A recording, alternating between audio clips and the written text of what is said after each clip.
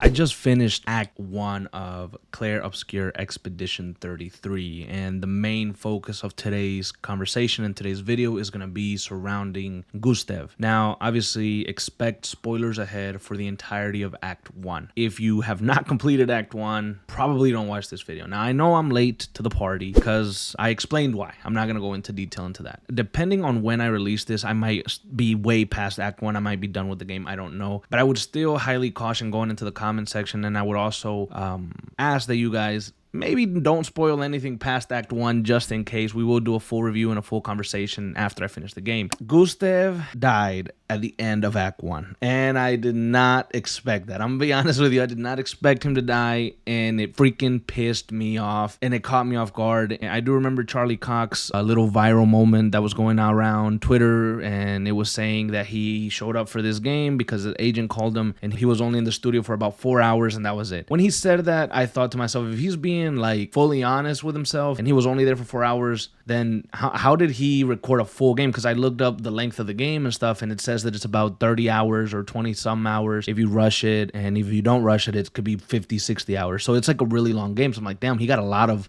lines in those 4 hours. But now I understand, because it seems like he died at the end of Act 1, so he was only needed for those first 10-ish hours of the game. The name of Act 1 is GUSTAVE, so I assumed that we would probably be playing Act 1 as GUSTAVE, the second act as Lune, the third act as Ciel, and the fourth act as Mael. Something like that. But that's kind of what I thought we were going to get, maybe like an introduction to characters. That's really what I thought the basis of the game was going to be. So I definitely didn't expect GUSTAVE to die this early on. The moment that it happens, we just end up finishing this humongous fight against this crazy monster that has like a bunch of hands. And it was a tight, dope fight. It took me like 10 minutes to complete. And we were just, throwing it down against him. Or it might have been 18 minutes actually, not 10 minutes, because the first act was long, and then the second act of the fight ended up being a little bit longer because he wasn't dead when we thought he died. Our goal was to get this little rock to give to our friend SK, who was going to swim us across the sea to get closer to the Paintress. And so after we get this little rock, Ciel and Lune jump down to SK, and before GUSTAVE and Mael jump down, they have a very sweet moment, very nice conversation. GUSTAVE played like a big brother, like a father to Mael this whole time, and their connection and their just rapport and the love that they have for each other was very, very good to see. Very nice thing to be a part of. They shared a lot of beautiful moments, and GUSTAVE did this little thing where he kept throwing rocks at the Paintress, but he was too far. And Mael said, why don't you throw a rock now? You're a little bit closer. And so my boy GUSTAVE, he just turns around and he said, yeah, you know what, I'll do it. And he starts looking for a little rock. But as he's looking for a little rock, we hear that stupid ass cane just doom, doom. And the cane gets closer and closer and closer. The setup for this is amazing. In terms of I'm not a professional at anything, okay? But in terms of the art direction, the cinematography, the sound design, everything leading to that moment was extraordinary. I mean, the buildup was insane to it. I hear something coming. I know that something bad is going to happen. I don't know what necessarily. But as it's slowly building up to it, I'm telling GUSTAVE, bruh, turn around, turn around, turn around, turn around, jump off the cliff. Don't stay there. But the cane just doom, doom. And then by the time GUSTAVE realizes that the fucking white-haired man from the island in the prologue is right behind him, GUSTAVE turns around and this motherfucker shoots something right through his stomach. Oh my God. It goes through him, the blood explodes in Mael's face, and it's just a gruesome scene. It was like a crescendo, when it's going, boom, and then it just goes. That's how it felt. Honestly, that's how it felt as soon as that bullet went through. It was like, I couldn't believe that it happened. And then you see GUSTAVE's face of shock and blood everywhere. And he's dead, he's dying. And this guy, this white-haired man, this stranger is extremely powerful. And Mael can't do anything about it. She's trapped in this little circle thing that she can't get out of. I don't know what the hell to call that, but she's entrapped in it and she can't get out. And she's just watching on as GUSTAVE is basically dying. What I love that Clair Obscur Expedition 33 did here in this moment was that they could have very well just ran with a cinematic after he got shot. White-haired man comes in, GUSTAVE tries to go and fight, and then white-haired man kills him. But GUSTAVE stood his fucking ground like a real motherfucker.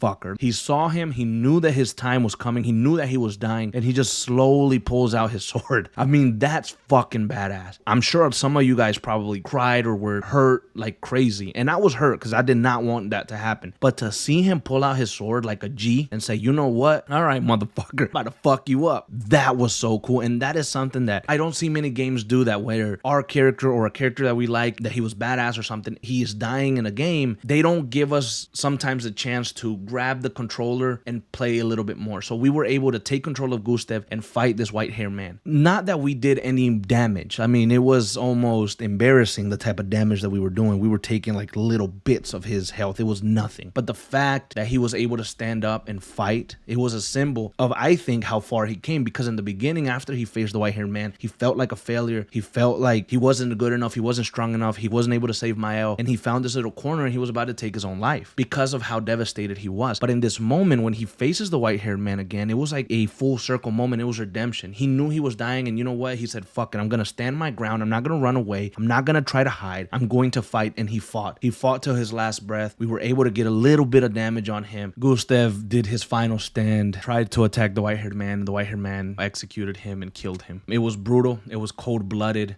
It was gruesome. It was bloody. After Gustave dies and his body falls, Mael is able to eventually get close to him, but there's a close-up on Gustave's face and you just see his cold, lifeless body. It's dead. You know, it was real and tough to look at. Other stuff that kind of happened after his death was the white-haired man kind of pushes Mael into this black and white nightmare dream type thing, and she starts to hear an argument between the white-haired man and an unknown woman, and there's just like there's something going on here that we don't know yet. And again, don't spoil it for me down in the comments below, but there's something going on here. There's a reason why these guys, this white-haired people, don't want us to reach the paintress. They've been wanting us to stop, but eventually Mael is able to come out of that, and the white-haired man looks like maybe he wants to execute Mael or kill Mael, and before he strikes her, this new guy comes in, blocks the strike and pushes him off of her. And he looks kind of like, you know, the white-haired man, but a little bit younger. And he saved Mael's life and told Mael to go. And Mael ended up escaping with Lune and Ciel back to camp. But the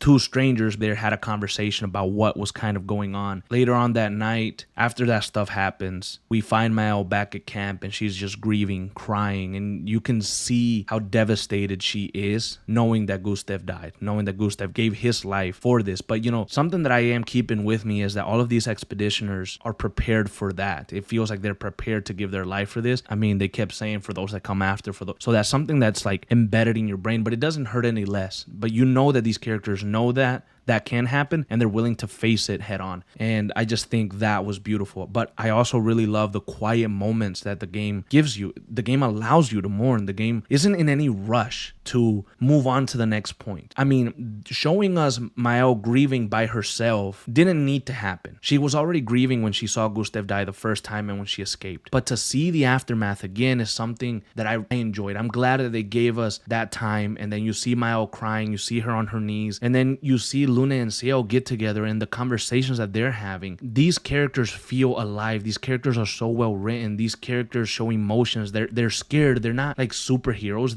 They don't know what's going on. There's a lot of unknown, and they're just trying to do the right thing. They're just trying to do the mission. And if they can't complete the mission, then they leave it for Expedition 32. I mean, there's so much going on. Act 1 was amazing. I'm very, very sad that Gustave is gone. I wanted more from his character. I was expecting him to make it all the way to the end and fight the paintress, because he had this motivation of wanting her to die, especially after what happened in the prologue and seeing potentially the love of his life, his soulmate, dying right before his eyes because of the paintress. So there was a big motivation there. I mean, it was a beautiful, beautiful story, beautiful thing. I did not expect, nor did I want to yap here for 13 plus minutes. I don't know, you know, depending on how I cut this, how much less is going to be, but I did not expect to talk about this as long. I just wanted to give you guys my first thoughts and my impressions on Act 1 before they ended up getting cold, because this just happened like 20 minutes ago. I finished Act 1. And the last thing that I'll say here about that, the white-haired guy comes in. He comes back, the one that saved Mael, and he, you know, says that his name is Verso. He also says that the white-haired man, the stranger, the old one that killed Gustave. I think his name was Rainier or something like that. Like, I actually can't remember right now, but it was something about Raynor. And he said that he was their commander. He said that they were an expedition. They were Expedition Zero, and that's who they are. He also stated that the gommage does not affect them, and they stopped aging a long time ago. So his commander, Raynor, the guy who killed Gustave, believes that he was chosen by the Paintress, and now he gets to live forever. So what he doesn't want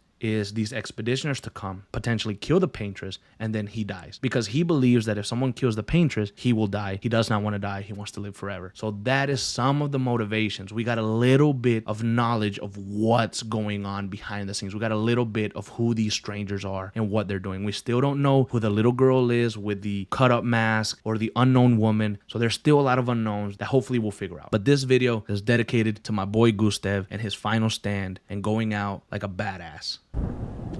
She doesn't seem that far now, does she? Yeah.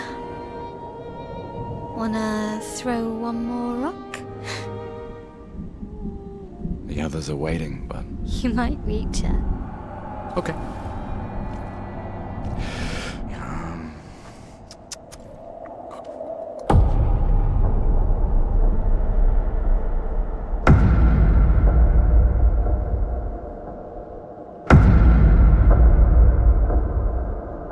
Ooh, what about that one?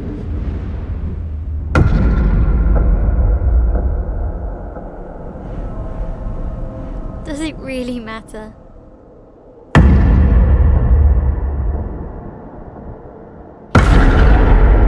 Well, you know, like I always say, it's not about the rock. It's more about...